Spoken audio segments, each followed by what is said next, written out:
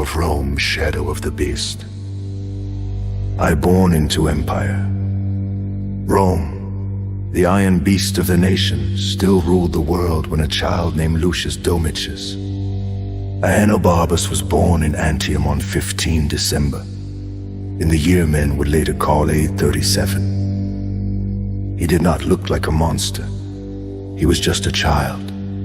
But the spirit behind the armor had already marked him. He was born into a line woven with ambition and blood, son of Gnaeus Domitius, Ahenobarbus, and Agrippina the Younger, great-granddaughter of Augustus, heir of the old imperial dream.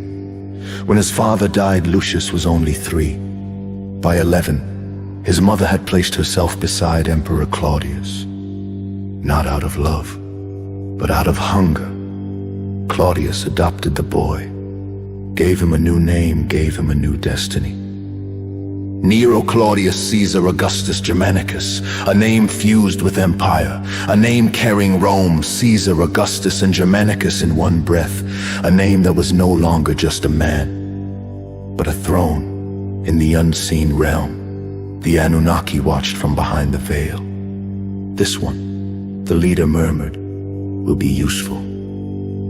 For Nero was born into a world already shaped by their influence, a world where Rome had crucified the Messiah, renamed him, and baptized empire in false light. Now the shadows desired a new mask.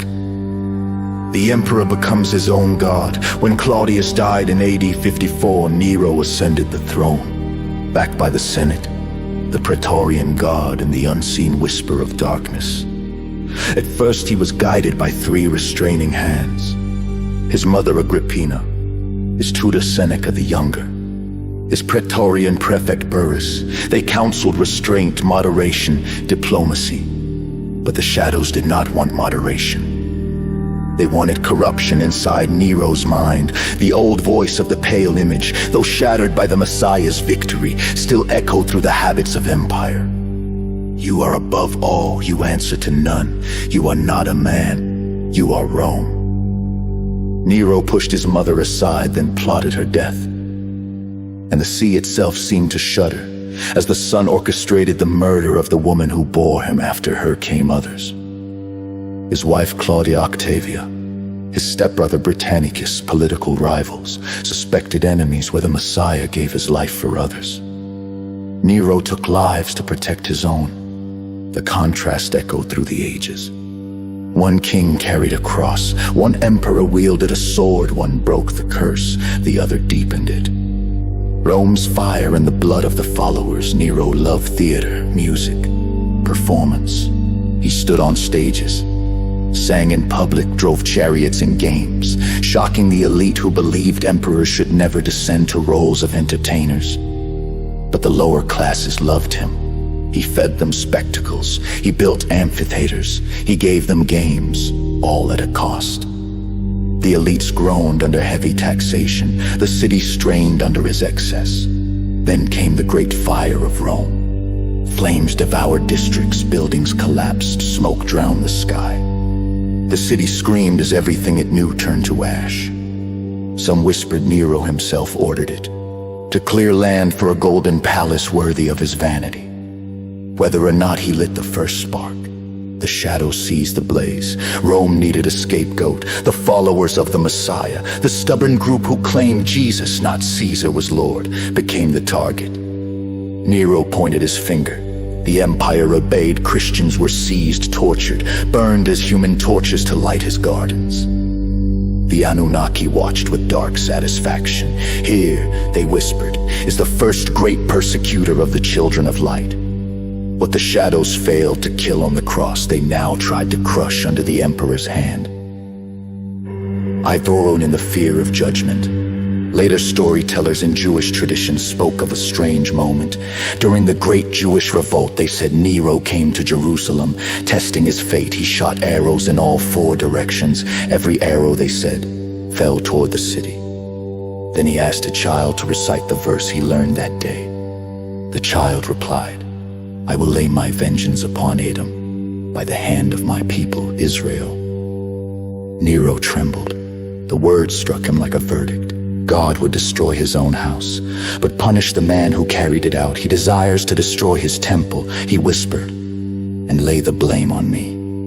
And according to the legend, he fled and embraced the faith of the very people Rome oppressed. Whether history or parable, the meaning holds. Even Rome's emperor, drunk on power and blood, could feel the weight of a higher judge. From that sea, tradition says, rose Rabbi Meir, descended from the emperor who once persecuted the Messiah's followers. The line that wielded the sword would one day carry the scroll. The shadows never foresaw it.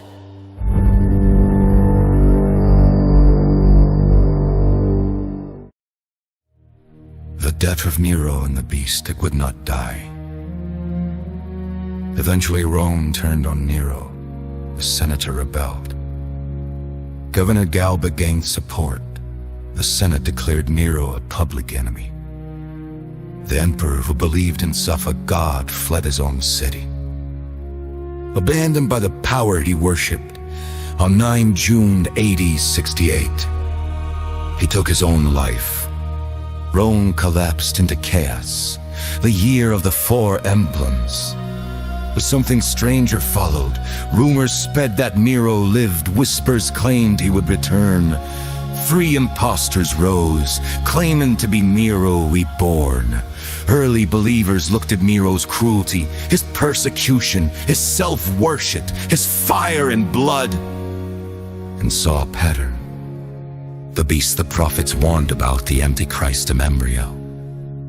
Many interpreted 666 as a coded reference to Nero's name.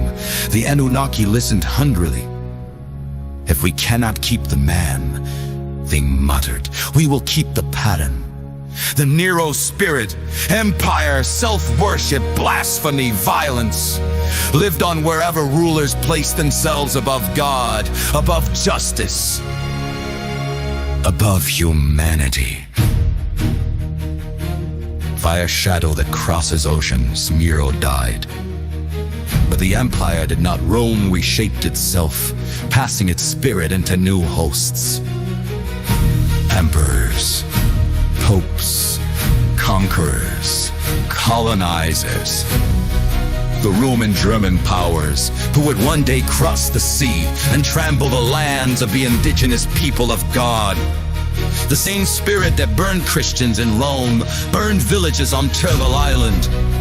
The same spirit that renamed the Messiah, renamed indigenous children in boarding schools. The same spirit that crucified apostles, crucified cultures. Nero's life became more than history. It became a symbol of what happens when a man makes himself a god. Of what empire becomes when it no longer fears judgment. Of the beast that rises in every age whenever power bows to no one. Yet the children of light saw a different pattern. For every Nero, there was a Peter who preached, a Paul who wrote, a believer who refused to bow, an indigenous elder keeping sacred songs alive in secret. The beast raged, the empire roared, the Anunnaki celebrated. Too soon for the life the Messiah set ablaze to not be extinguished by Nero's fire, Rome's sword, German steel, or any empire that followed. And somewhere, among indigenous camps and hidden congregations, forest keepers and desert prophets, a quiet truth remained. Empires fall. Nero dies. But the people of the Creator in